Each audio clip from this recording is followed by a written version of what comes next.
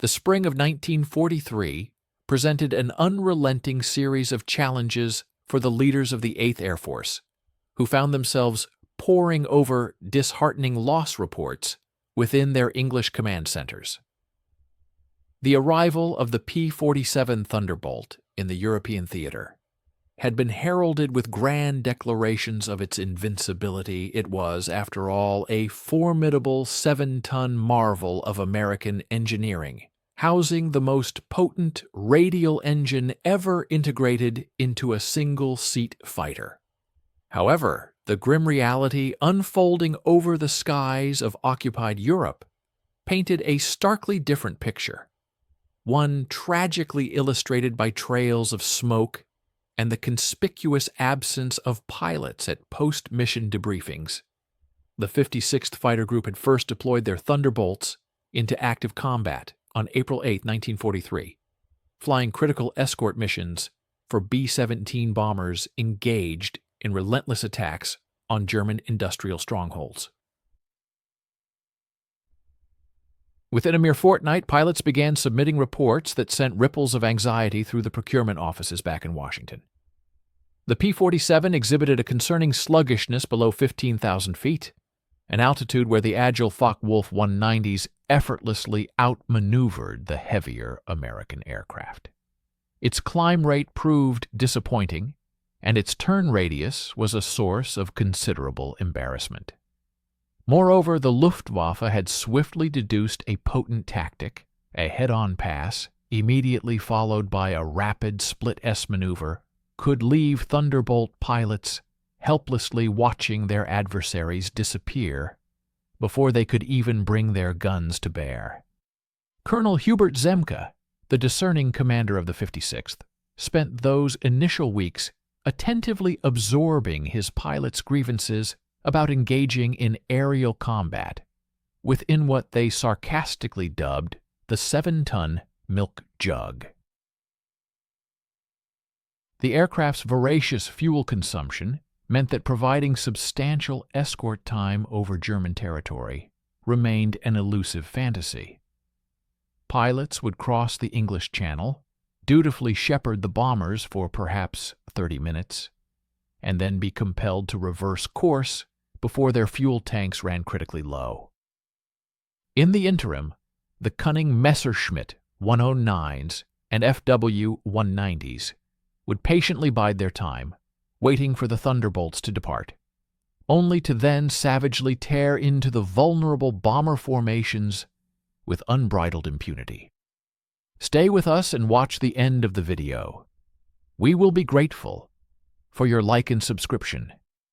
The tactical predicament was further exacerbated by the observations, or rather the concerning lack thereof, reported by the pilots. The P-47's distinctive razorback canopy created significant blind spots, transforming the crucial act of checking one's 6 o'clock into a physically straining and often inadequate exercise. Luftwaffe pilots, with predatory precision, exploited these dead zones religiously, positioning themselves undetected before unleashing their devastating firepower. After action, reports meticulously compiled during April and early May extensively documented numerous instances of P-47s being ambushed from above and behind, with the first terrifying indication of an attack often being the piercing sound of 20 mm cannon shells ripping through the fuselage. By the middle of May 1943, a subtle undercurrent of concern permeated the staff offices, with some officers discreetly suggesting that the P-47 program might regrettably prove to be a billion-dollar miscalculation. The aircraft performed flawlessly at altitudes of 25,000 feet and above, where its highly efficient turbocharged engine delivered a performance that could readily match or even surpass anything the Luftwaffe could deploy. However, fighter combat rarely remained at such lofty heights. Dogfights inevitably spiraled downward, and at lower altitudes, the Thunderbolt regrettably transformed from a formidable predator into vulnerable prey. To compound the difficulties, early combat losses hinted that the aircraft was not capable of absorbing battle damage with the resilience that engineers had confidently promised. A disheartening 3 P-47s had been lost within the first month, succumbing to what initially appeared to be relatively minor damage, engine fires, structural failures, and control problems that rapidly escalated into fatal incidents. The 78th Fighter Group joined the 56th in operational duties during April, and their experiences tragically mirrored these persistent issues. Pilots reported that German fighters seemed to have grown bolder, pressing their attacks closer and for longer durations than they had against other American aircraft types. Intelligence officers put forth the theory that the Luftwaffe had diligently done its homework, meticulously studying the P-47's performance envelope and shrewdly identifying its exploitable weaknesses. Their recommended tactics included attacking from below and behind, forcing the Thunderbolt into disadvantageous turning fights, and specifically targeting the large radial engine with incendiary rounds. It appeared that standard Luftwaffe doctrine was strategically evolving to specifically counteract American aerial tactics. Robert S. Johnson had been actively flying P-47s with the 61st Fighter Squadron, a component of the 56th Fighter Group, since March 1943.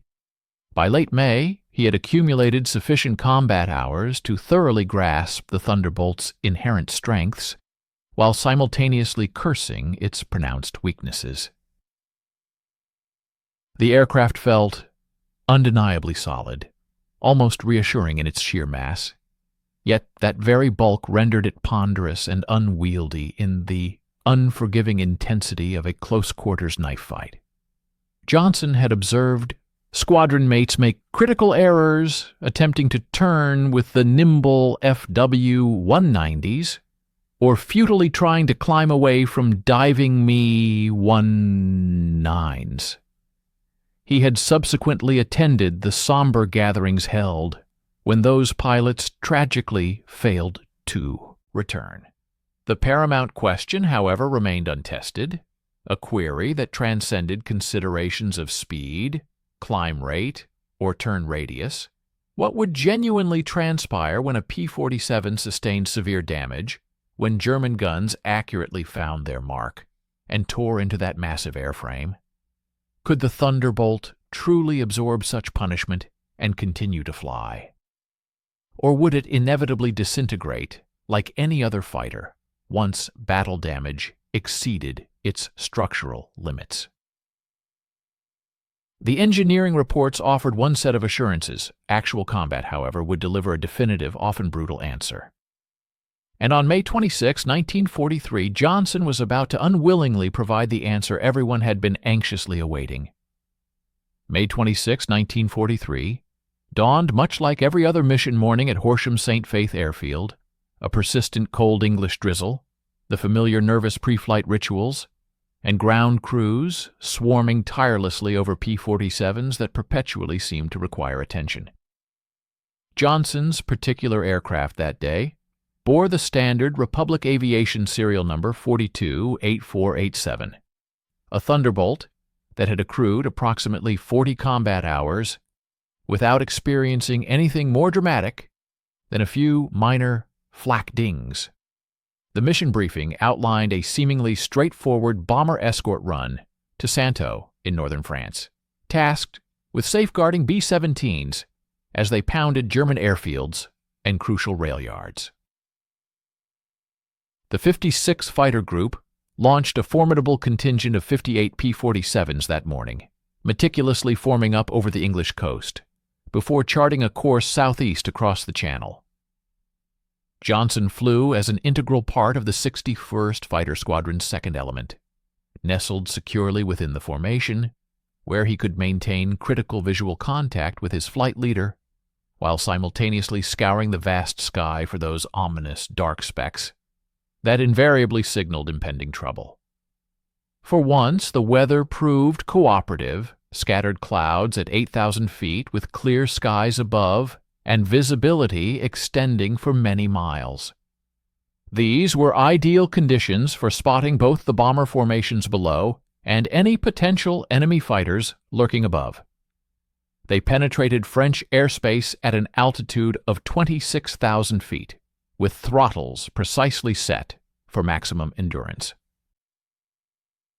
The bomber stream stretched out beneath them, a seemingly endless procession of 17 groups of B-17s heading towards their targets, presenting an orderly appearance from altitude, but representing a controlled chaos up close. Johnson's role was, in theory, simple: to vigorously repel German fighters from those bombers, until critically low fuel levels compelled the P-47s to turn for home. In practice, however, it demanded unceasing vigilance, constant neck swiveling, and eyes burning from the relentless strain of staring into the bright sky, searching for enemy aircraft that could materialize from any direction. The first ominous indication that something had gone awry occurred at 13th or 15 hours, when Johnson's wingman urgently called out, "Bandits at 4 o'clock high." Johnson instinctively wrenched his head around, squinting through the P-47's canopy framework, and caught the unmistakable glint of sunlight reflecting off enemy canopies. Focke-Wulf 190s, perhaps 8 or 10 of them, diving precipitously from 28,000 feet, with the decisive altitude advantage and formidable speed afforded by a well-executed bounce.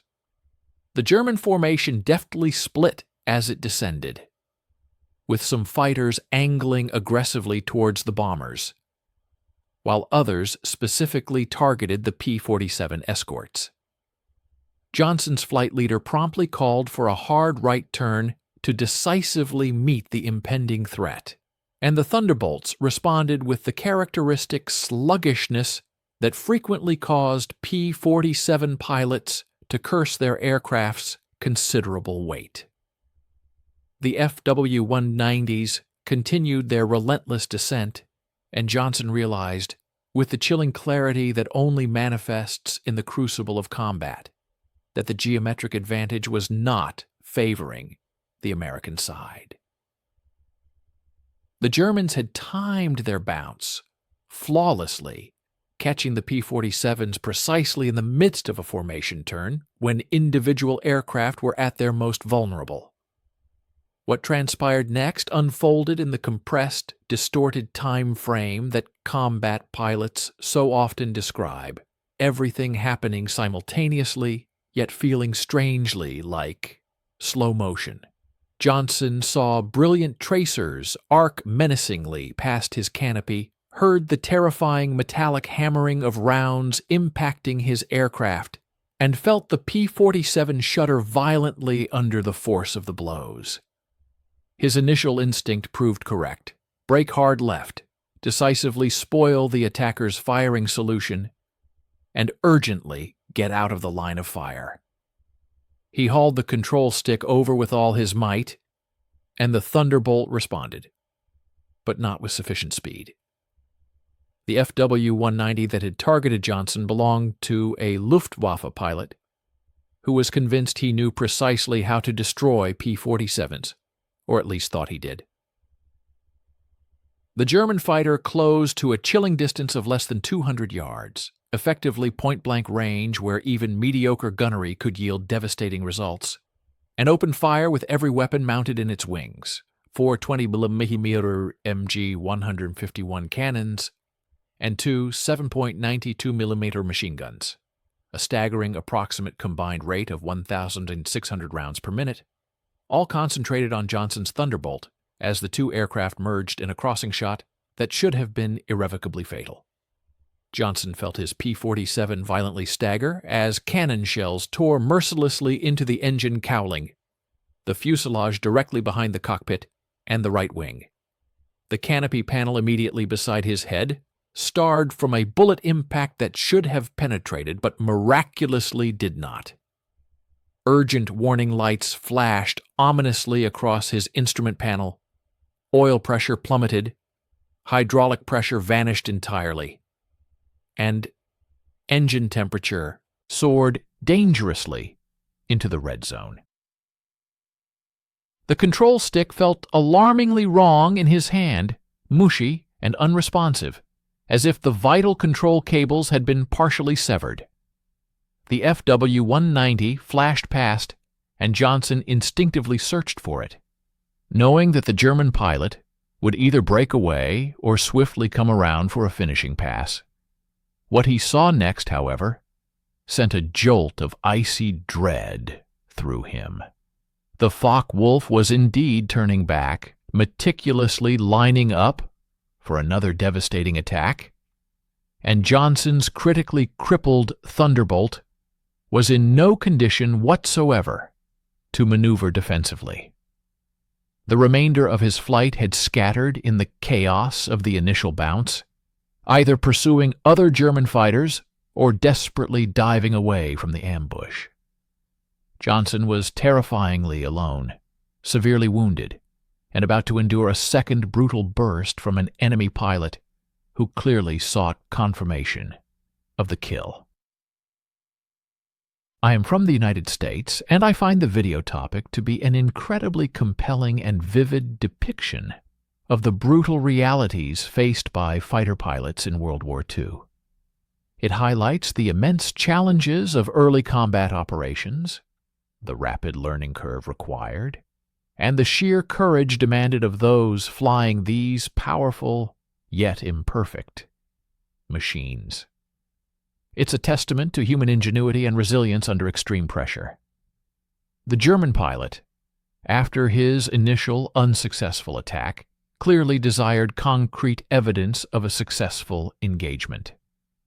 The subsequent pass unfolded from Johnson's 7 o'clock position, with the FW-190 gracefully maneuvering into an optimal firing posture, demonstrating exceptional pilot skill. In stark contrast, Johnson grappled with his severely compromised Thunderbolt, desperately attempting to elicit any semblance of an evasive maneuver. He managed a mere 15 degrees of bank before the flight controls became utterly unresponsive, the vital cables either severed by gunfire or inextricably jammed by distorted metal. Recognizing the P-47 as a defenseless target, the German aviator deliberately closed the distance, reaching what Johnson later estimated to be a mere 150 yards. This proximity afforded Johnson a chillingly clear view of the enemy aircraft, revealing intricate details of the cowling, the spinner, and even what appeared to be distinct victory markings emblazoned upon the fuselage. The second fusillade, lasting approximately 3 seconds, inflicted catastrophic damage upon the American fighter. Cannon shells tore through the Thunderbolt's empennage, obliterating substantial portions of the rudder and elevator. Additional rounds tracked relentlessly along the fuselage spine. Each impact reverberated through the airframe as a distinct percussive, metallic clang. A sensation Johnson experienced physically as much as audibly. His right wing sustained numerous direct hits, one particularly devastating shell detonating within the main spar, causing the entire wing structure to contort in a manner utterly inconsistent with its design specifications. The instrument panel before him spectacularly disintegrated. Glass shards exploded outwards, needles spun erratically across their dials, and the electrical system short-circuited in a dazzling cascade of sparks. Subsequently, a 20mm shell struck the canopy rail, a mere 18 inches from Johnson's head. Although the round did not fully penetrate, the force of the impact fractured the plexiglass into a spiderweb pattern, rendering his forward visibility a distorted opaque blur. Fragments of shrapnel peppered the right side of his flight suit, and he felt a disconcerting warmth of blood trickling down his neck, though he would only later ascertain that he had sustained shrapnel wounds to his shoulder and ear. The cockpit rapidly filled with dense smoke, whether originating from electrical fires or extensive battle damage he could not discern, accompanied by the acrid, ammoniacal stench of hydraulic fluid commingling with the pungent cordite aroma of exploding ordnance. Johnson's instinctive reaction in such dire circumstances should have been to abandon the aircraft. The P-47 was unequivocally succumbing to its wounds, critical systems were failing across the board, and its structural integrity was, at best, highly questionable. Yet an inexplicable force prevented him from reaching for the canopy jettison handle. Perhaps it was the daunting altitude, still approximately 24,000 feet, a height that would necessitate a protracted parachute descent, under the watchful gaze of German ground forces. Perhaps it was the considerable distance, somewhere over northern France, with a formidable 50 miles of hostile territory separating him from the relative safety of the English Channel. Or perhaps it was simply the innate stubbornness characteristic of a fighter pilot, an unwavering refusal to relinquish an aircraft that, despite all evidence to the contrary, was still technically airborne, even if flying, had become a remarkably generous descriptor of its current state. Stay with us and watch the end of the video. We will be grateful for your like and subscription. The FW-199 disengaged after that second, devastating pass, and Johnson braced himself for the inevitable third attack that would surely seal his fate. He waited 5 seconds, then 10, then 15. Nothing materialized. He cautiously risked a glance over his shoulder through the crazed canopy and observed the German fighter orbiting approximately 500 yards behind him, neither initiating another attack nor departing the scene, merely observing. Later, Johnson would comprehend the German pilot's rationale. The P-47 was clearly beyond salvation, undeniably doomed, already emitting smoke and trailing fragments of debris. Why expend precious ammunition on an aircraft that would inevitably crash on its own accord within the next few minutes? However, against all odds, the Thunderbolt steadfastly refused to crash. The prodigious Pratt & Whitney R2800 engine, a marvel of engineering, continued its relentless operation despite sustaining multiple direct cannon hits in its accessory section. Oil pressure had plummeted to an alarming near zero, and the coolant temperature was escalating past critical limits that should have inexorably seized the engine. Yet those 18 cylinders persistently fired, continued to rotate the propeller, and generated just enough thrust to maintain something akin to controlled flight. Johnson cautiously eased the throttle back, endeavoring to mitigate the immense thermal load, and while the engine responded with a disconcerting cough and a shudder, it stubbornly refused to quit. His most immediate and pressing predicament was not the engine's precarious state, it was the profound lack of control. The elevator cables had been either severed or jammed, leaving him with virtually no pitch authority. The rudder was partially obliterated, affording him perhaps a mere 20% of normal yaw control. The ailerons, though barely functional, still responded, albeit with the damaged right wing rendering any banking maneuver a perilous gamble.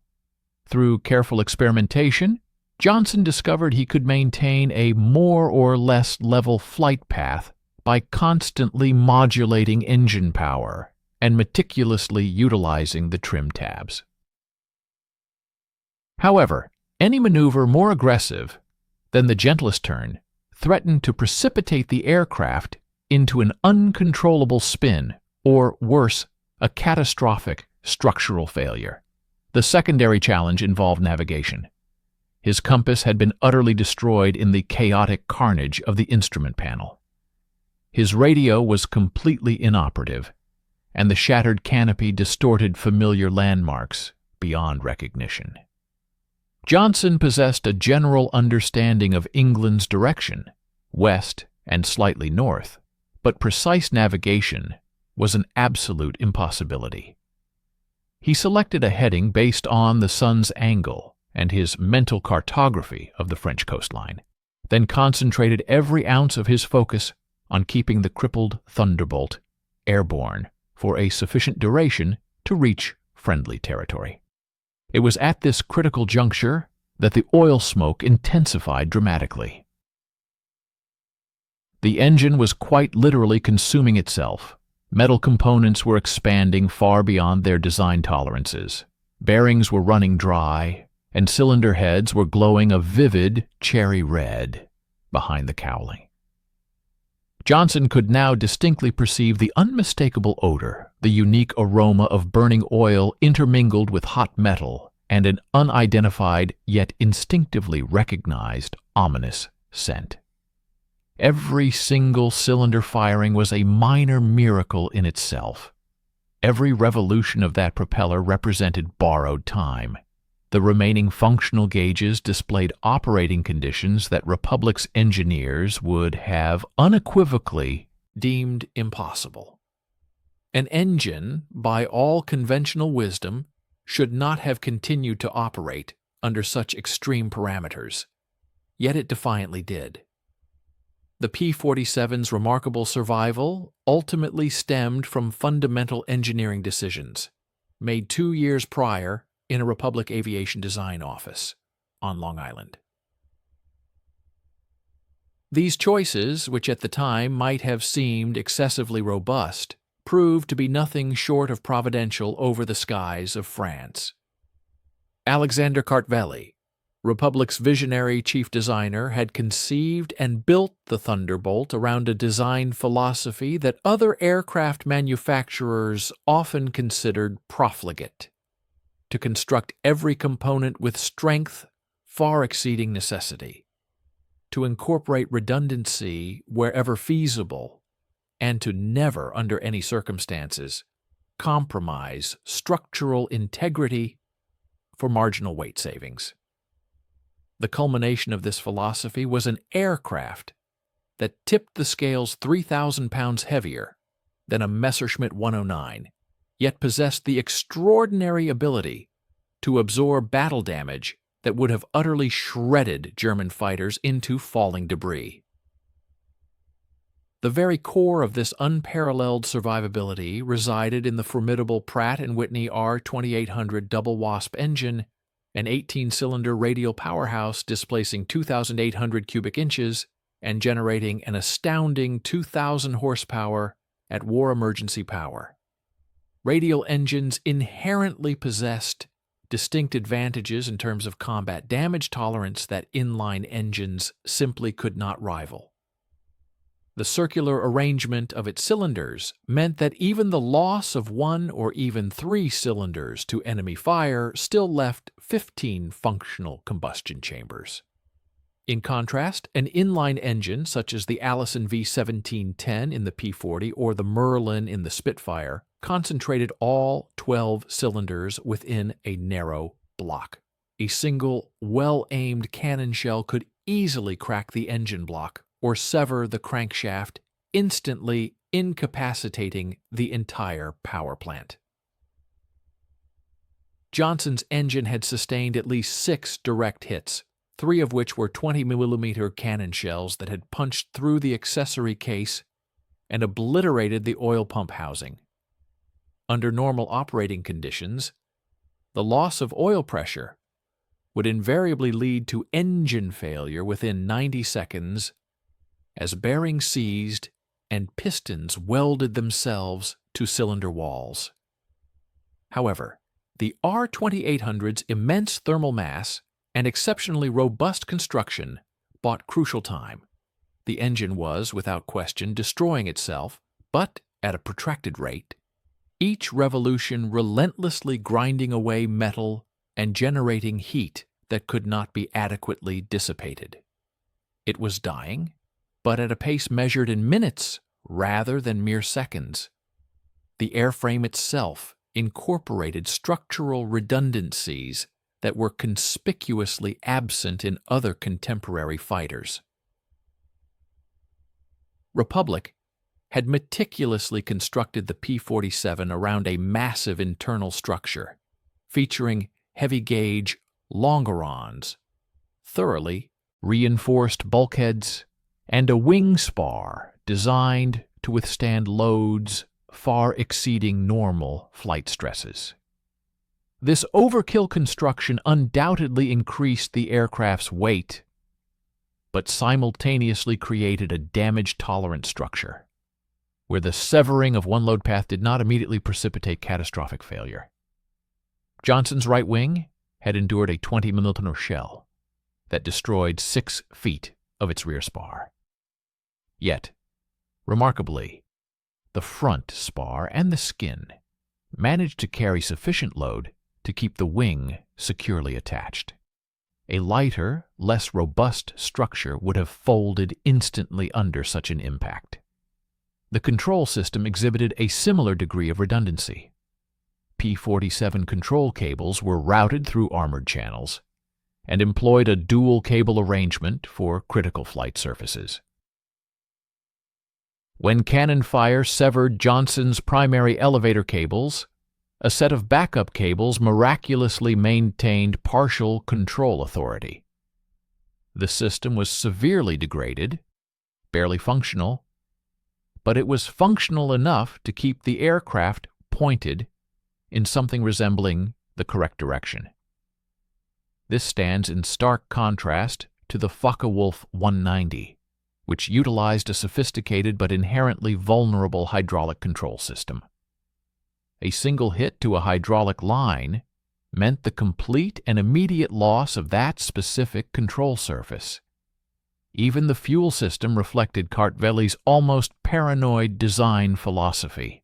The P-47 carried its fuel in self-sealing tanks, meticulously protected by armor plate and strategically positioned to minimize the risk of fire. These tanks utilized a specialized rubber compound developed by the U.S. Rubber Company, which possessed the remarkable property of swelling and sealing when exposed to fuel, effectively closing bullet holes before significant fuel loss could occur. Johnson's aircraft had sustained multiple machine gun rounds through the left main tank, but the self-sealing mechanism performed precisely as designed. The holes closed, fuel loss ceased, and the critical fire risk remained manageable. I am from your country region, and I believe this video topic provides a fascinating and detailed insight into the incredible resilience of both the P-47 Thunderbolt and the pilots who flew them. It really highlights how crucial engineering decisions, even seemingly minor ones, can make a profound difference in life or death situations during wartime. The narrative beautifully captures the intensity of aerial combat and the sheer determination required to survive against overwhelming odds. The ongoing potential for a conflagration remained entirely manageable. The resilient canopy, which had been impacted and starred but not utterly shattered by enemy cannon fire, was constructed from laminated bulletproof glass, precisely 3/4 of an inch thick. This formidable barrier was engineered to withstand armor-piercing projectiles up to a formidable .50 caliber. The 20mm shell that struck did so at an oblique angle, effectively dispersing its kinetic energy across a significantly larger surface area. While the glass undeniably cracked, it commendably held its structural integrity, its intricate laminate layers crucially preventing the catastrophic fragmentation that would have otherwise propelled treacherous plexiglass shrapnel directly into Johnson's face and eyes. In stark contrast, typical German fighter aircraft were equipped with standard plexiglass canopies, lighter and more cost-effective, yet offering absolutely no ballistic protection whatsoever. Republic Aviation, with foresight, had meticulously positioned critical operational systems with potential combat damage firmly in mind. The radio equipment, vital electrical systems, and hydraulic reservoirs were judiciously distributed throughout the aircraft's fuselage, rather than being concentrated in a single, highly vulnerable location. Consequently, Johnson's hydraulics were completely incapacitated, his radio utterly destroyed, and half of his electrical system rendered inoperable. However, the engine ignition system operated on a completely separate electrical bus, which, against all odds, had miraculously survived.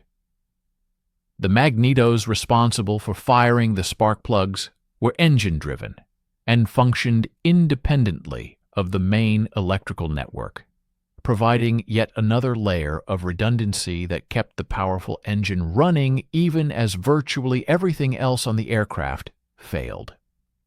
Please stay with us and watch the end of the video.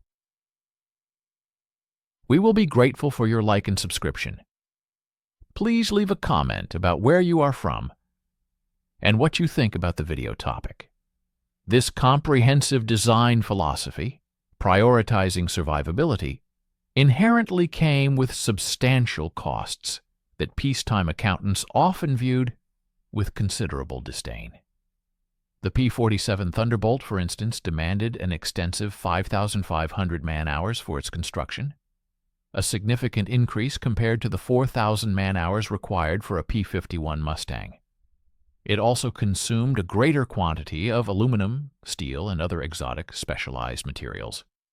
The unit cost for a P-47 soared to $85,000, in stark contrast to the $51,000 price tag of a Mustang. Yet high above the battlefields of France, with an astonishing 200 bullet holes marring his aircraft, and his very existence hanging precariously on the structural margins and redundant systems, Johnson was undeniably extracting the full, unparalleled value of those additional 1,500 man-hours and the extra $34,000 investment. The Thunderbolt was neither aesthetically pleasing nor particularly efficient in its operational metrics. Nevertheless, it stubbornly persisted in flight when any logical assessment dictated that it should have been scattered in pieces across the verdant French farmland. The Luftwaffe's initial overconfidence in its ability to swiftly dispatch P-47s was largely predicated on 18 months of brutal, undeniable success against earlier generations of American fighter aircraft. When the P-38 Lightnings initially made their appearance over the European theater in late 1942, German pilots swiftly identified their critical, fatal weaknesses. The unique twin-engine configuration meant that a strike to a single engine frequently resulted in uncontrollable yaw. And the Allison engines themselves were notoriously susceptible to overheating and subsequent failure at higher altitudes. FW-190 pilots rapidly developed a standardized tactic. They would deliberately target one engine, observe the P-38 torque into an uncontrollable spin, and then confidently move on to engage their next unsuspecting victim. By the spring of 1943, Luftwaffe squadron intelligence reports had unequivocally classified the P-38 as a priority target, noting its high kill probability. The P-40 Warhawk fared even more poorly in the unforgiving European skies. Primarily designed for low-altitude combat scenarios in North Africa and the Pacific, the P-40 was utterly outclassed in every conceivable performance category by the sophisticated 1943 model German fighters. Luftwaffe pilots scarcely considered them a credible threat. Its Allison engine was incapable of generating sufficient power above 15,000 feet. Its airframe proved alarmingly fragile under the sustained stresses of combat, and battle damage that a P-47 would simply absorb and shrug off would inevitably send a P-40 plummeting earthward, trailing ominous plumes of smoke and flames. German after-action reports from operations in Tunisia and Sicily in early 1943 meticulously documented P-40 kill ratios exceeding 3,1 in Germany's decisive favor. As P-47s began to appear in substantial numbers during April 1943, Luftwaffe tactical analysis officers made what, at the time, seemed like entirely reasonable assumptions based on the available intelligence. The Americans, it appeared, had introduced yet another heavyweight fighter, larger and heavier than anything currently flying, and powered by a colossal radial engine. German intelligence accurately identified the Pratt & Whitney R-2800, and using this information, calculated power-to-weight ratios that strongly suggested inherently poor maneuverability. Early combat encounters seemingly corroborated these initial predictions. P-47s consistently struggled to outturn FW-190s, could not match the climb rates of Bf-109Gs, and appeared to assiduously avoid low-altitude combat altogether. Jagdgeschwader II and JG-26, the elite Luftwaffe units tasked with defending occupied France and the Low Countries, accordingly updated their tactical doctrines. Attack briefs prominently emphasized exploiting the P-47's inherent poor low-speed handling characteristics and the expansive blind spots created by its distinctive razorback canopy. Recommended engagement geometry specifically called for aggressive diving attacks from positions above and behind, leveraging altitude advantage to build crucial speed, and then rapidly breaking away before the Thunderbolt could effectively bring its formidable heavy firepower to bear. This carefully orchestrated tactic proved highly effective.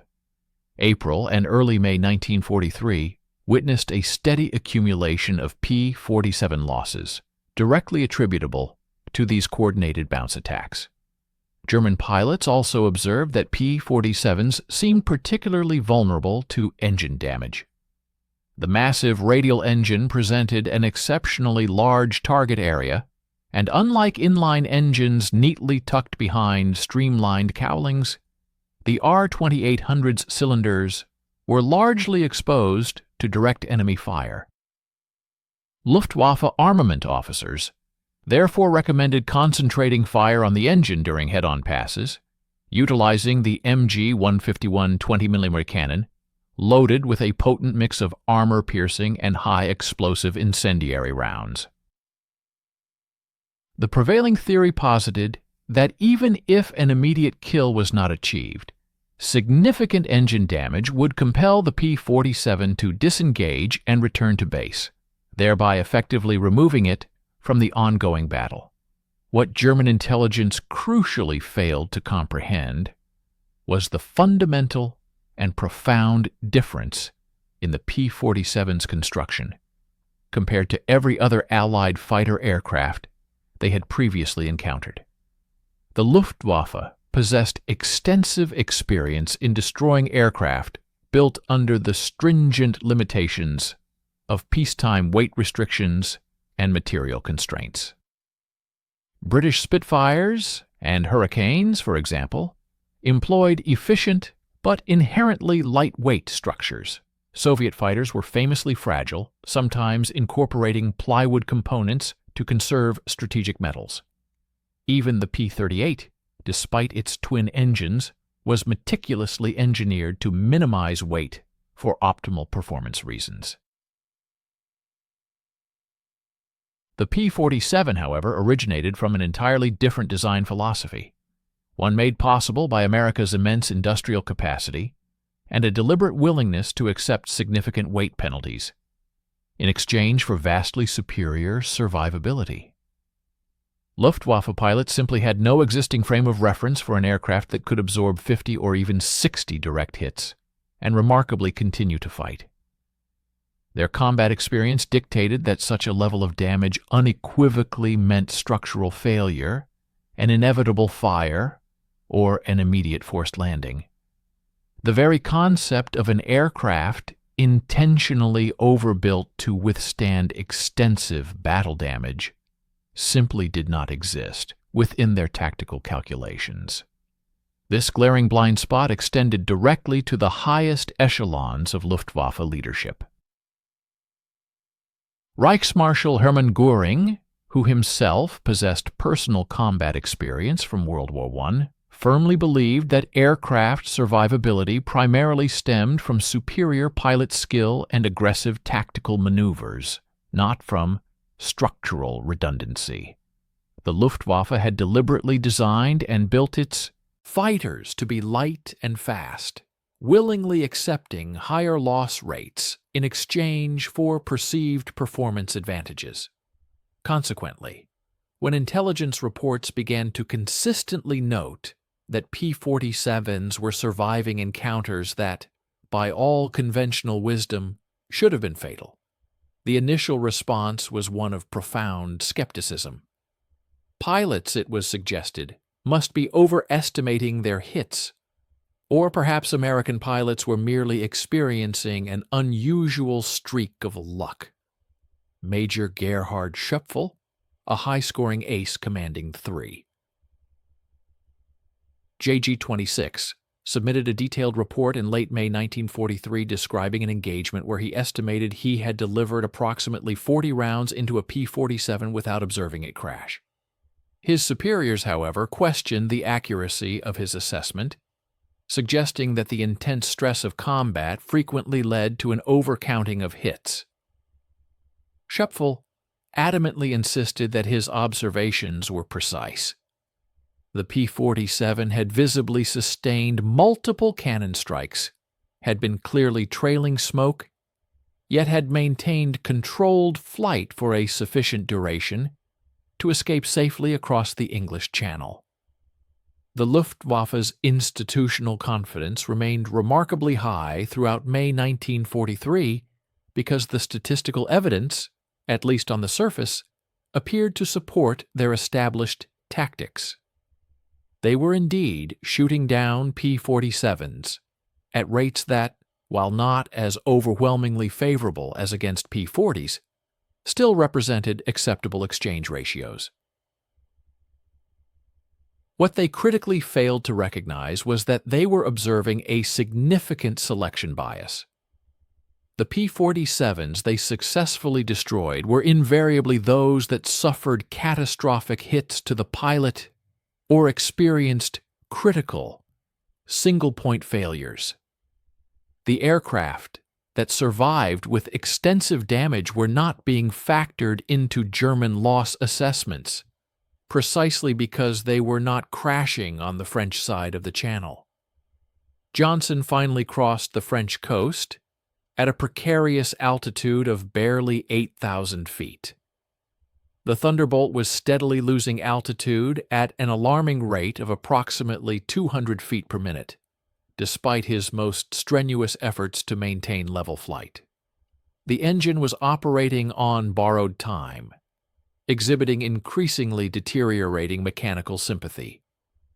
Cylinder head temperatures had soared to such extreme levels that the gauge needles were irrevocably pegged beyond their maximum readings. Every few seconds, the engine would audibly miss a beat, cough violently, shudder ominously, and then painfully resume its tortured rotation. Johnson could distinctly feel each misfire transmitted throughout the airframe as a unique and unsettling vibration, and he knew with an intuitive certainty that he was rapidly counting down to the inevitable and complete engine failure. The vast expanse of the English Channel stretched out ominously below him. 40 miles of cold, unforgiving gray water that, given the dire condition of his aircraft, might as well have been an entire ocean. Johnson performed the grim mental arithmetic and found the answer deeply unsatisfactory. At a continuous descent rate of 200 feet per minute and a forward speed of 180 mph, he would inevitably impact the frigid water, a disheartening 15 miles short of the English coast. Ditching a P-47 in rough seas was, in theory, survivable. The aircraft's wide fuselage and radial engine did afford it some inherent flotation characteristics, but ultimate survival depended entirely on the pilot remaining conscious and uninjured during the violent impact. Johnson had already sustained shrapnel wounds. His depth perception was severely compromised by the extensively cracked canopy, and he had no operational hydraulics for the landing gear, which meant the wheels would remain stubbornly retracted, ensuring the belly would strike the water first. He desperately attempted the radio once more, fully aware it was dead, but clinging to a faint, irrational hope that some circuit had miraculously survived.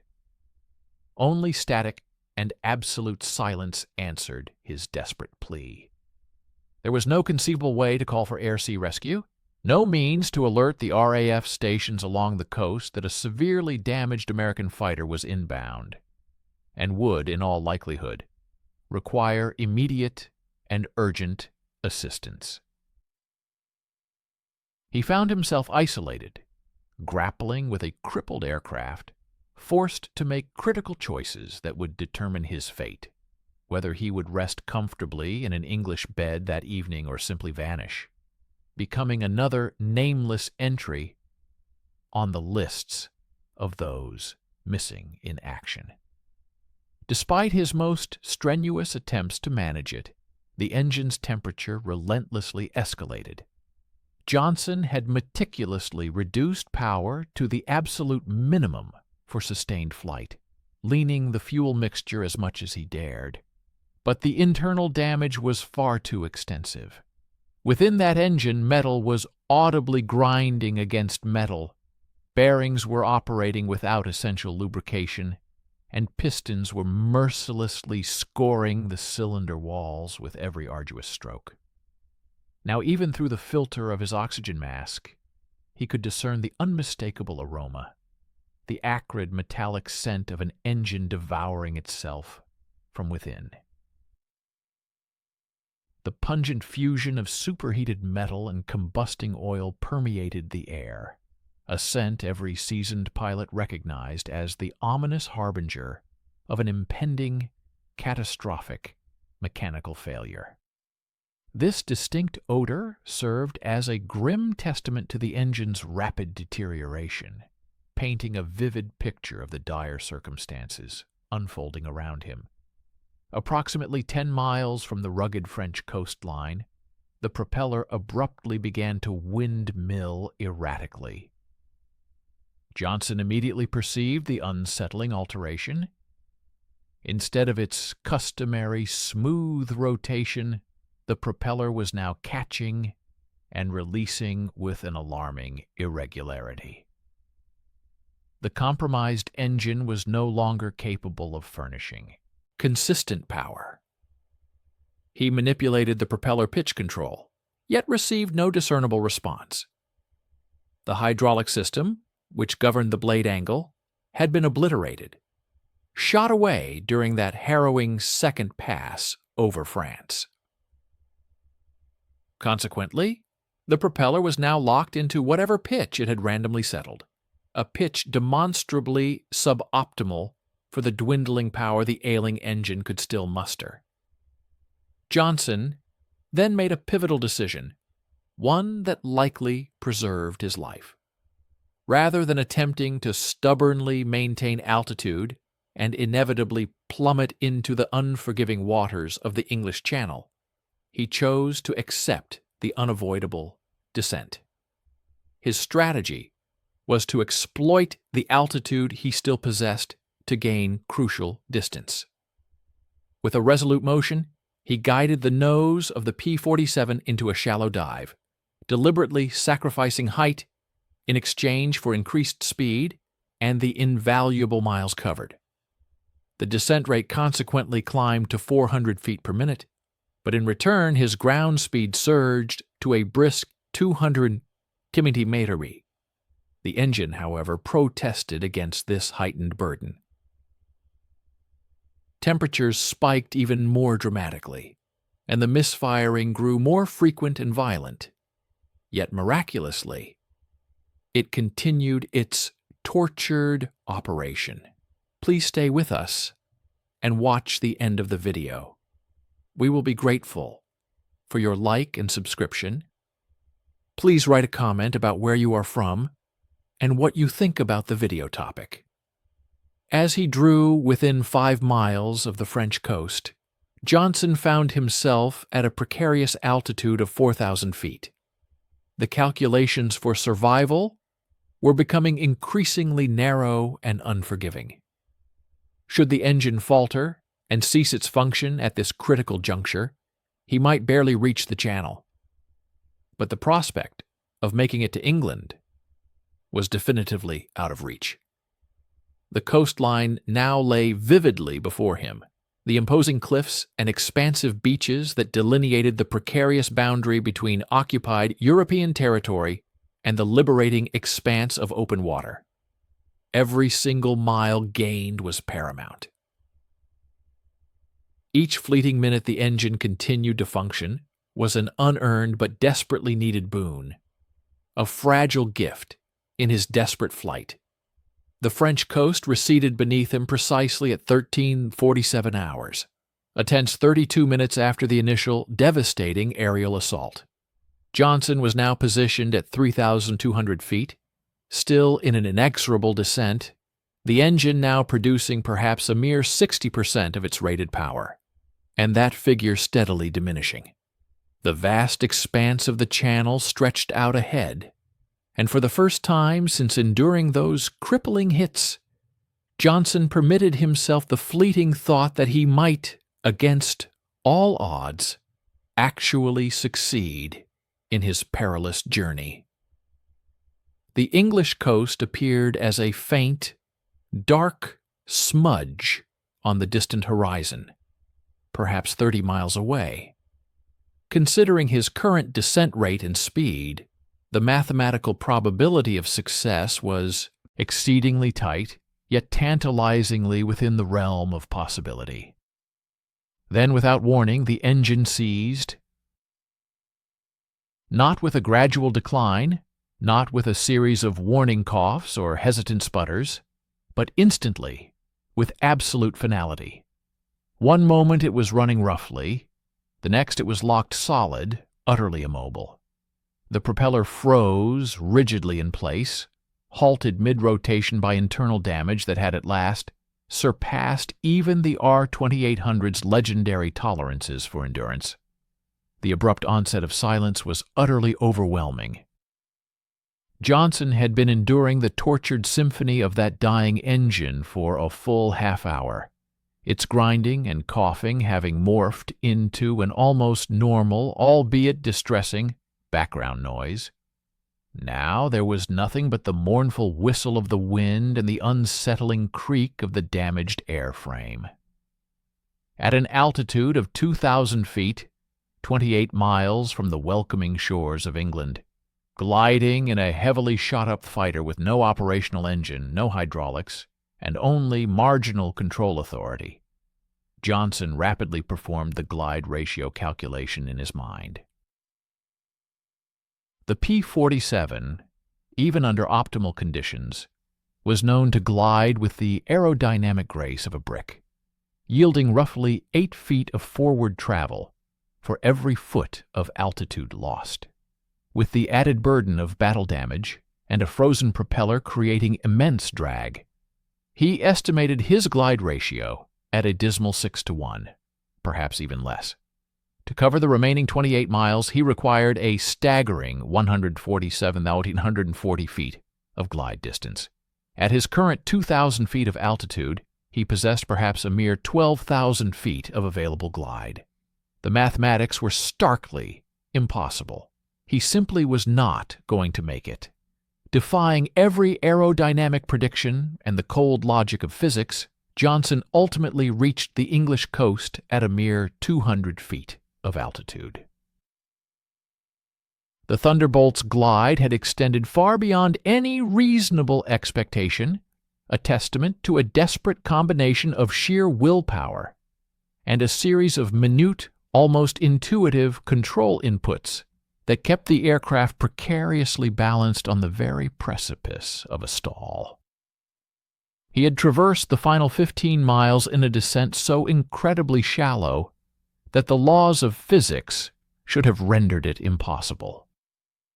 Yet, through some miraculous confluence of the P-47's substantial wing area and Johnson's profound, almost innate understanding of energy management, he had meticulously squeezed every conceivable foot of distance from the dwindling altitude at his disposal. He cleared the iconic white cliffs with an estimated 50 feet of clearance, close enough to distinctly observe individual seabirds scattering in startled flight from the ancient rock face. The nearest accessible RAF station was Hawking, a relatively modest fighter base situated near Folkestone, which had served as a crucial front-line outpost during the Battle of Britain just 3 years prior. Johnson possessed no functional radio to issue an advance warning, no emergency flares to signal his dire predicament, nothing but a dying aircraft plummeting towards the English farmland at a speed of 150 meters or mass. 2 miles ahead, he discerned the airfield, its grass runways meticulously laid out in the characteristic RAF triangular pattern, and committed himself to a straight-in approach with absolutely no provision for a go-around. The landing gear situation presented an immediate and intractable problem, devoid of any viable solution. Without operational hydraulics, both the main landing gear and the tail wheel remained stubbornly locked in their retracted positions. While P-47s were capable of belly landing, a procedure detailed within the pilot's handbook and practiced by ground crews in training, the manual's instructions presupposed a controlled approach with fully functional flaps and complete elevator authority. Johnson, however, possessed neither. His flaps, being hydraulically operated, were entirely useless. His elevator cables were partially severed, leaving him with perhaps a mere 20% of normal pitch control. He was therefore destined to land at a dangerously high speed, with the nose elevated and utterly incapable of executing a proper flare maneuver. Johnson orchestrated his approach guided more by raw instinct than by established procedure, meticulously configuring the few remaining systems that still responded to his inputs. Unable to deploy the flaps, his approach speed would be perilously high, likely around 140 mph across the threshold instead of the standard 90 mph with flaps extended. He could not adjust the propeller, which remained frozen in whatever pitch it had seized, creating an enormous amount of drag. His mixture control was jammed. The throttle was utterly irrelevant, with a defunct engine, and most of his instruments lay in ruins.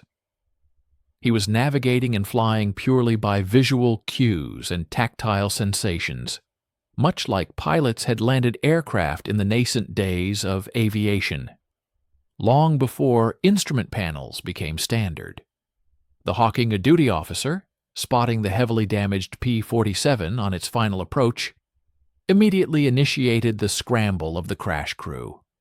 Even from the ground, the aircraft's dire condition was patently obvious. Visible perforations in the wings, a section of the tail conspicuously absent, the canopy fractured, and dark streaks along the fuselage that could have been either oil stains or burn marks. The very fact that it remained airborne seemed an impossibility.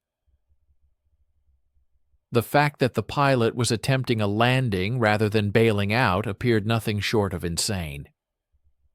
Johnson crossed the airfield boundary at a mere 100 feet, the P-47 descending more rapidly than he desired, but still, by the loosest definition of the word, controllable. He gently eased back on the stick, striving to arrest the precipitous descent, and the aircraft responded with a marked sluggishness.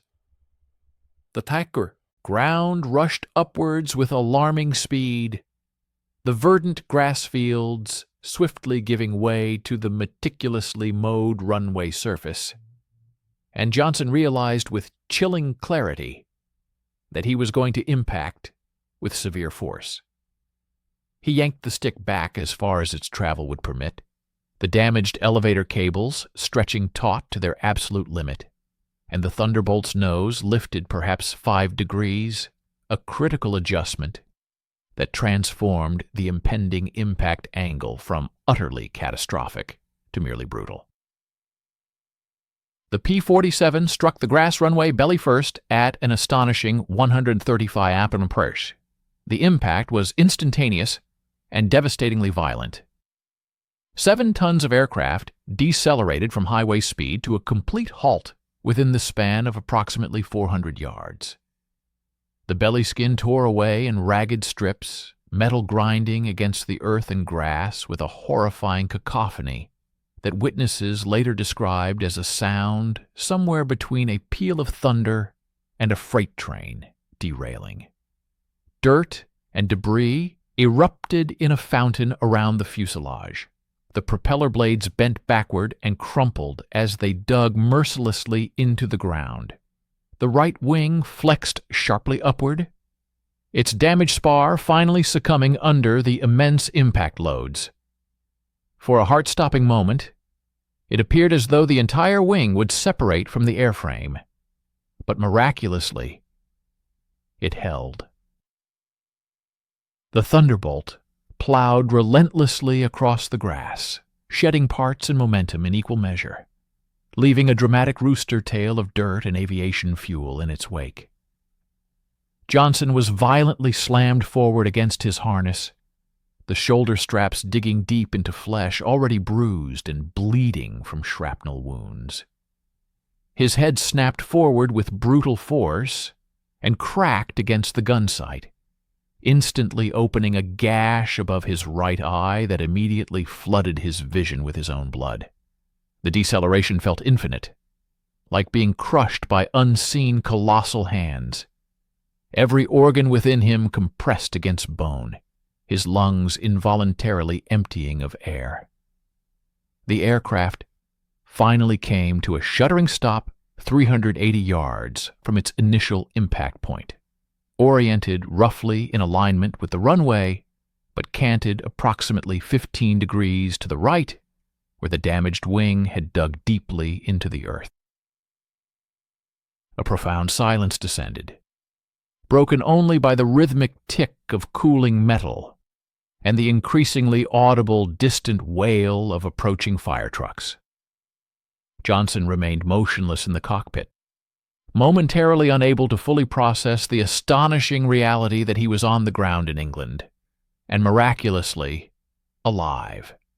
His hands remained rigidly locked on the control stick and throttle, muscles cramped and aching from the death grip he had maintained for the preceding 45 harrowing minutes. The canopy was jammed shut, its frame twisted and distorted by the immense impact forces. Johnson attempted the emergency jettison mechanism, but received no response.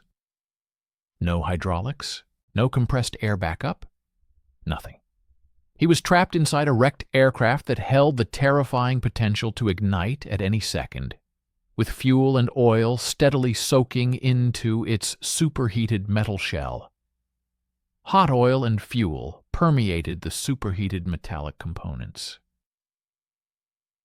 In a remarkable display of rapid response, the crash crew reached the P-47 within a mere 90 seconds. Firefighters, armed with axes and crowbars, immediately converged upon the fuselage, aggressively targeting the canopy frame with specialized equipment designed for the urgent extraction of pilots from downed fighter aircraft. They successfully pried open the canopy, and Johnson, weakened by significant blood loss and the profound effects of shock, virtually tumbled out, his legs severely cramped.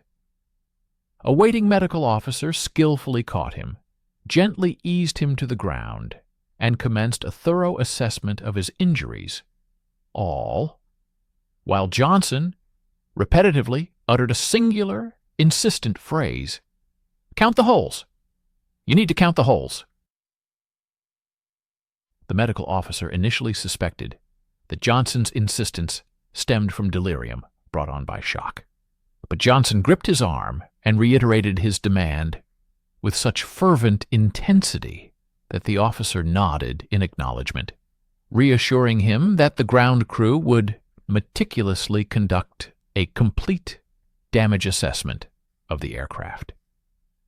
The armorer tasked with this crucial damage assessment was Staff Sergeant Arthur Williams, a highly experienced ground crew chief who possessed a long history of maintaining fighter aircraft, dating back to the pre-war era. Williams had witnessed countless battle-scarred aircraft limping back to base from France, P-47s bearing the marks of anti-aircraft flak machine gun impacts, and even a few direct cannon hits. However, as he began his methodical walk-around inspection of Johnson's Thunderbolt on the afternoon of May 26th, he abruptly ceased counting after examining the initial wing panel and promptly sought out his commanding officer. Please stay with us and watch the end of the video. We will be grateful for your like and subscription. Write a comment about where you are from and what you think about the video topic. The official assessment was meticulously conducted the following morning, May 27th, complete with comprehensive documentation and photographic evidence. Williams was accompanied by 2 assistants and carried a clipboard equipped with specialized grid sheets, meticulously designed to map the precise locations of damage onto standard P-47 diagrams. They commenced their detailed examination at the nose of the aircraft and systematically progressed backward, diligently marking every perforation, every tear, and every point where German bullets and shells had compromised the structural integrity of the airframe. This painstaking process extended over 4 hours. The final tally revealed an astonishing 203 distinct impact points, a figure that Williams initially found so incredible that he was compelled to recount it twice for absolute verification. The intricate pattern of damage vividly narrated the story of Johnson's harrowing aerial engagement with forensic precision. The right wing alone had absorbed an astonishing 68 hits, with the majority concentrated within a 6-foot section where a 20mm cannon shell had catastrophically detonated inside the main spar. This powerful explosion had obliterated much of the internal structure, leaving the wing skin shredded and hanging in tattered strips. Yet against all odds, the front spar had miraculously retained sufficient integrity to prevent the wing from detaching entirely. 3 distinct penetrations of the fuel tanks were clearly visible, each surrounded by the characteristic swelling of self-sealing compound that had effectively sealed the breaches and averted any significant fuel loss. The fuselage exhibited an alarming 114 separate impact points, extending from directly behind the engine all the way to the tail section. Several hits had completely perforated both sides of the fuselage, entering on one side and exiting on the other after traversing the internal structural components. One particular 20mm shell had entered the fuselage approximately 18 inches behind the cockpit, traveled forward at an acute angle, and had embedded itself, unexploded, within the radio equipment bay. The ordnance disposal team that later extracted it confirmed that it was indeed a high explosive round that had, by sheer chance, failed to detonate. This astonishing stroke of pure luck had prevented the warhead from simultaneously destroying both the cockpit and the pilot. The extent of the damage to the tail section was so profound that Williams initially classified the aircraft as being beyond economical repair. The vertical stabilizer alone sustained 21 holes, including 3 significant perforations that had removed chunks of the rudder large enough to be seen straight through. Each of the horizontal stabilizers showed 16 distinct hits, with one elevator almost completely annihilated. Remarkably, this was the very same elevator that Johnson had skillfully utilized to control the aircraft during his improbable landing. The fact that any measure of control authority remained was widely attributed to the P-47's ingeniously redundant cable routing system, which maintained partial functionality even when primary control cables had been severed. The engine itself recounted its own incredible tale of mechanical improbability. Williams and his dedicated team meticulously removed the cowling to reveal an R-2800 radial engine that appeared as though it had been subjected to extensive target practice.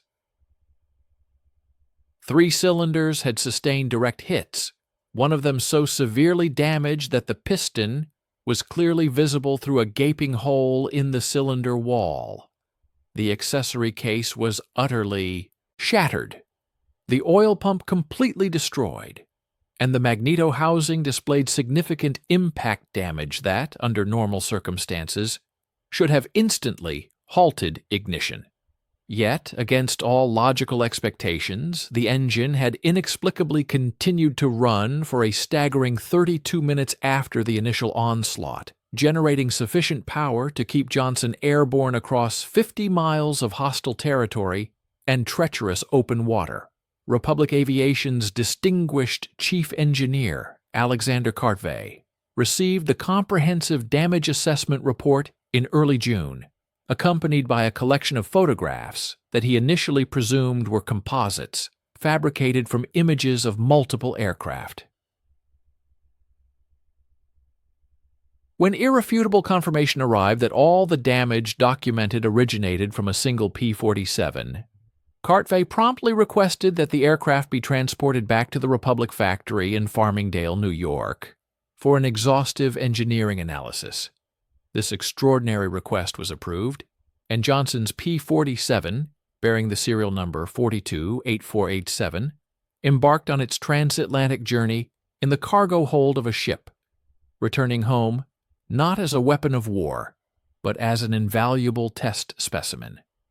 The 8th Air Force disseminated the detailed damage assessment to all P-47 fighter groups stationed in England by mid-June 1943.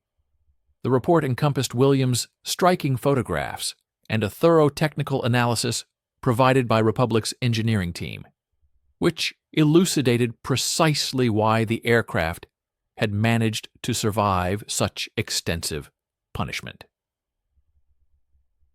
Group commanders leveraged this crucial documentation in pilot briefings, presenting tangible evidence that the P-47 possessed an unparalleled capacity to absorb damage that would undoubtedly obliterate any other fighter aircraft in the operational theater.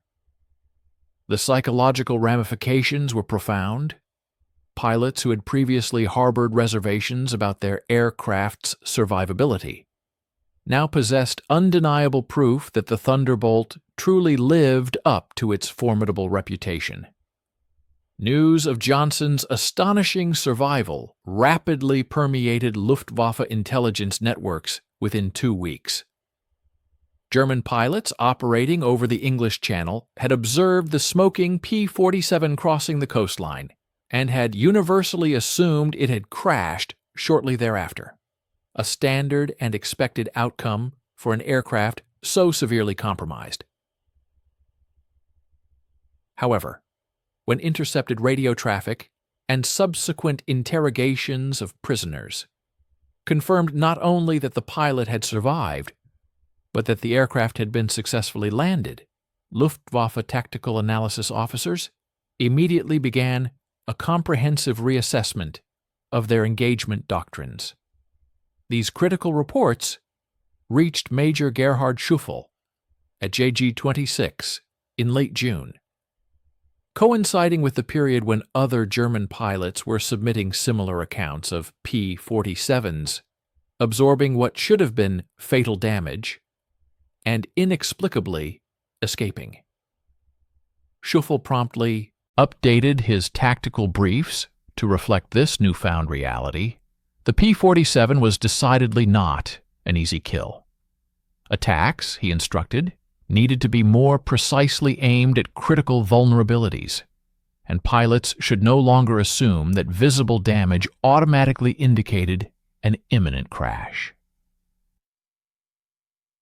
Consequently, the recommended ammunition load was altered from a mixed combination of armor-piercing and high-explosive rounds to a higher proportion of armor-piercing rounds, specifically designed to penetrate deep into critical internal systems, rather than merely creating spectacular but non-fatal surface damage. By August 1943, Luftwaffe doctrine explicitly cautioned against prematurely disengaging from attacks on damaged P-47s, unless the American fighter was definitively observed to be on fire or in an uncontrolled descent. German pilots were instructed, when fuel permitted, to pursue damaged Thunderbolts across the Channel to confirm crashes rather than claiming probable kills based solely on visible damage. This significant shift represented a fundamental alteration in German tactical thinking, directly driven by the accumulating evidence that American engineering had successfully produced a fighter aircraft that operated under an entirely different set of rules than anything they had previously encountered. Johnson courageously returned to combat operations on June 13, 1943. A mere 18 days after undertaking the mission that, by all accounts, should have claimed his life. The 56th Fighter Group assigned him a pristine new P-47, which he flew with an undeniable confidence that other pilots immediately observed.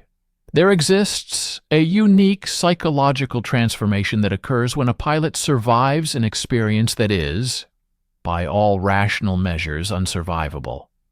Such an event either shatters them completely, or it forges within them a distinctive brand of aggressive fearlessness, firmly built upon a proven sense of invincibility.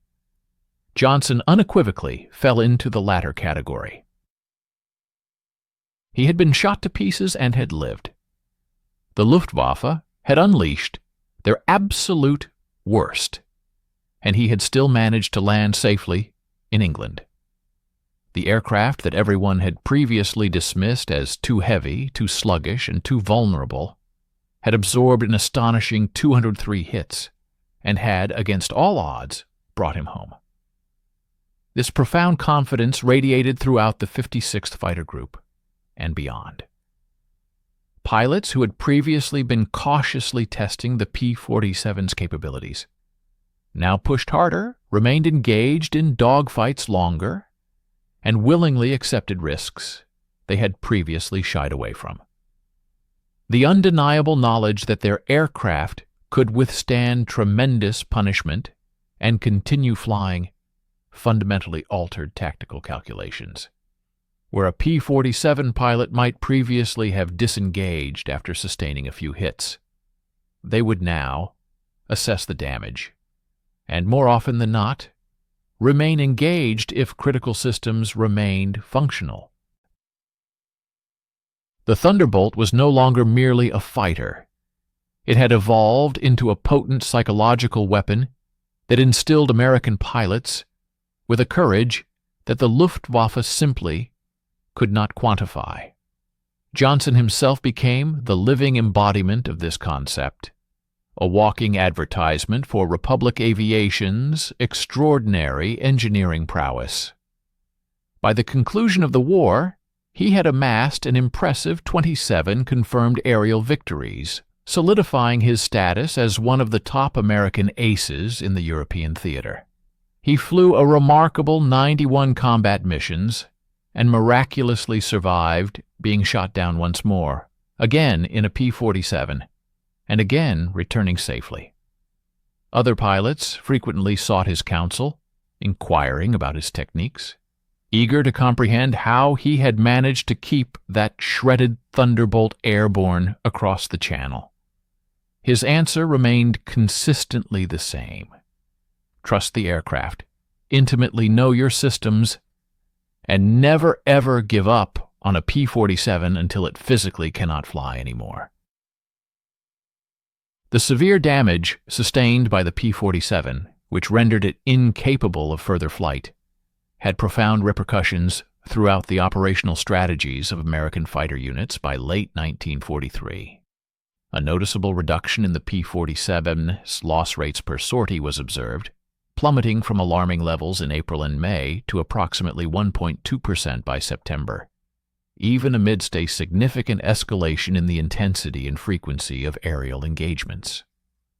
While a portion of this marked improvement could be attributed to the accumulation of pilot experience and the refinement of combat tactics, a substantial credit for this positive shift was given to pilots choosing to remain with their battle-scarred aircraft rather than resorting to premature bailouts.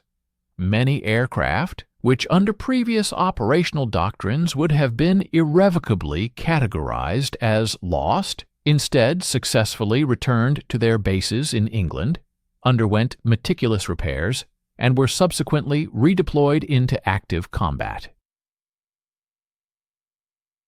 This effectively augmented the operational strength of the 8th Air Force's fighter contingent, without the introduction of a single new aircraft. Rather, it was the strategic retention and restoration of damaged planes that bolstered their numbers.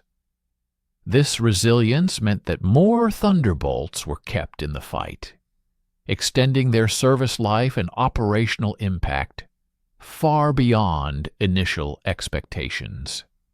Republic Aviation masterfully leveraged the extraordinary survival of Johnson's P-47, integrating it extensively into their training materials and comprehensive technical documentation.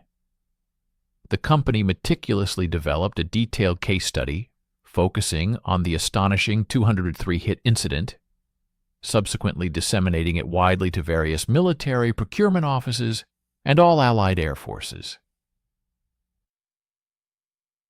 This robust documentation served a dual critical purpose. It unequivocally validated Republic's fundamental design philosophies and provided irrefutable, concrete evidence for the inherent value of robust construction, even if such structural integrity came at the price of increased weight and higher manufacturing costs.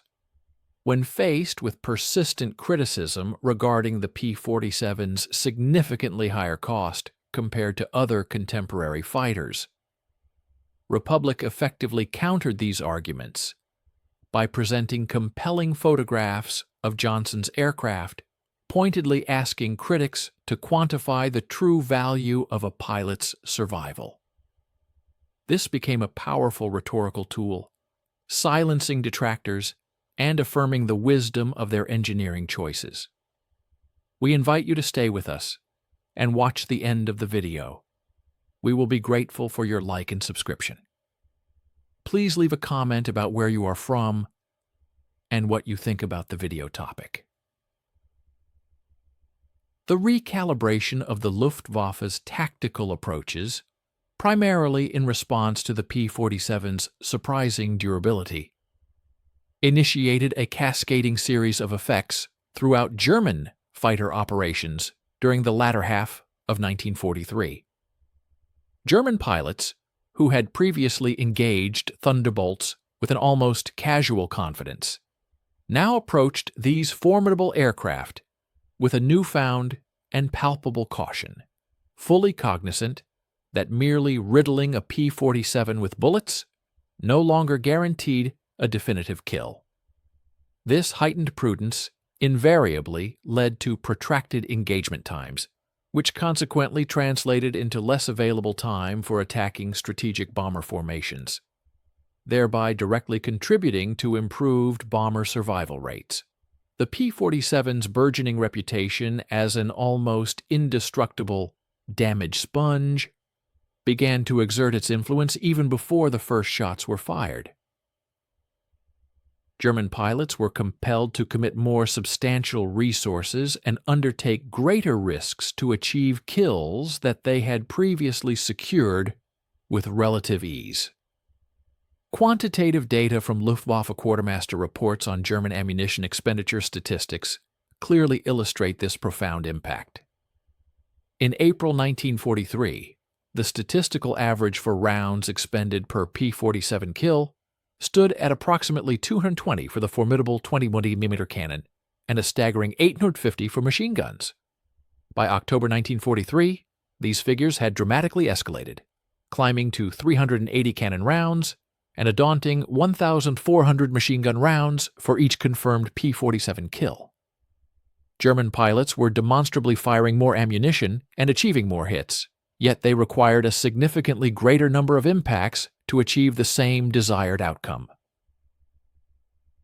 This alarming inefficiency created a ripple effect throughout the entire Luftwaffe supply chain, placing immense strain on ammunition production and logistical networks precisely at the moment when the Allied strategic bombing campaign was intensely targeting those very industrial systems. The Thunderbolts were effectively turning German guns against their own supply lines. The psychological ramifications of the P-47's resilience extended significantly to the Allied bomber crews as well. Gunners aboard B-17s and B-24s could witness their P-47 escorts absorb substantial, visible battle damage and yet resolutely continue fighting, a sight that profoundly boosted morale during the terrifyingly deep penetrations into German airspace. Prior to mid-1943, fighter escorts that sustained hits typically disengaged and headed back to base, often leaving the vulnerable bombers exposed. The awe-inspiring spectacle of shot-up Thunderbolts, steadfastly remaining in the fray, persistently engaging German fighters, even while trailing plumes of smoke, instilled in bomber crews an unwavering confidence that their escorts would not abandon them at the first sign of peril. This visual assurance was invaluable in sustaining crew resolve amidst the constant threat of enemy attack. Johnson's extraordinary narrative swiftly became an enduring part of the 8th Air Force's legendary lore, recounted and retold countless times in ready rooms across England. Newly arrived replacement pilots from the United States heard about the incredible 203-hit Thunderbolt before they even embarked on their inaugural mission. This powerful story served as both an inspiration and a vital instruction, an inspiration that demonstrated survival was indeed possible even in the most dire circumstances, and an instruction that affirmed the P-47's inherent toughness, far exceeding its initial appearance, thereby deserving the pilot's utmost trust. Robert Johnson had incontrovertibly proven that Alexander Kartvel's obsessive commitment to over-engineering was not a wasteful indulgence, but rather a profound wisdom, that every additional pound of structural integrity and every redundant system served a critical purpose, measured in lives saved and missions successfully completed. The P-47 Thunderbolt subsequently went on to fly more missions than any other American fighter in the European theater, accumulating an unparalleled combat record that unequivocally validated every controversial design decision Republic had made. It destroyed more ground targets, executed more escort missions, and brought more pilots safely home than lighter, more aesthetically elegant fighters that might have appeared superior on paper. Johnson's survival, on May 26, 1943, served as the ultimate proof of concept, fundamentally altering how everyone, American, British, and German alike, understood the true extent of an aircraft's endurance. The Luftwaffe never again dismissed Thunderbolts as easy kills because Johnson had shown them, in the most definitive and unforgettable way possible, that destroying a P-47 demanded far more than merely hitting it. It necessitated annihilating something that steadfastly refused to be destroyed.